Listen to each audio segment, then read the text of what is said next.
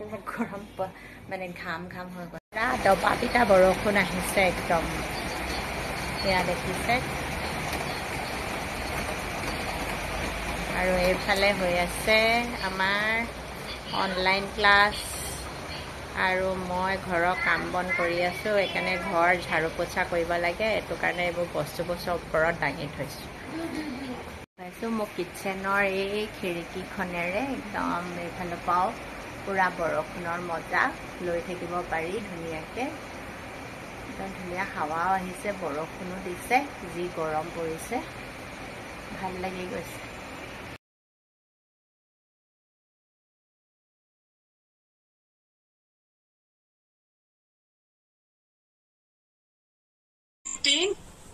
टीना ma'am, ऊपर हाथ ले जाते समय सर के ऊपर से सर के ऊपर पूरा हाथ लेके जाना है। करें? ऊपर ले जाते टाइम सर के ऊपर हाथ लेके जाए, देखें, यहाँ से ऊपर फिर नीचे, फिर ऊपर फिर नीचे, है ना? ओके, इसके 20 हो गए, रिलैक्स करेंगे। আৰু মই এনেকুৱা ধৰণৰ এখন কোমল কাপোৰ ইউজ কৰোঁ। কোমল কাপোৰ মানে এই যে ল'ৰা ছোৱালীবোৰৰ গেঞ্জি চেঞ্জি থাকে তেনেকুৱা ধৰণৰ, মুখ চুখ মুচিবলৈ ভাল হয়।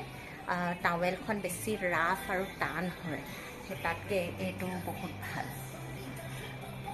এইফালে মই চাহ বনাই থৈছোঁ, অকণমান গ্ৰীণ টি, এতিয়া খাওঁ।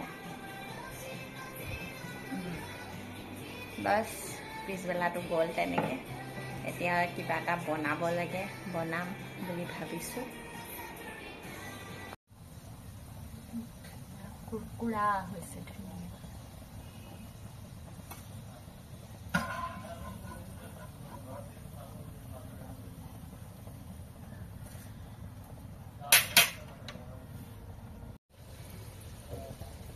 গোন্ধটো একদম ধুনীয়া আহিছে, ক্ৰিস্পি হ'ব, ক্ৰিস্পি হ'ব যেন লাগিছে, আৰু দেখি একদম ভাল লাগিছে, খাবলৈ টেষ্টি হ'ব। আমাৰ একেবাৰে ধুনীয়া কুৰকুৰা হৈ গৈছে, এতিয়া মই নমাই দিম।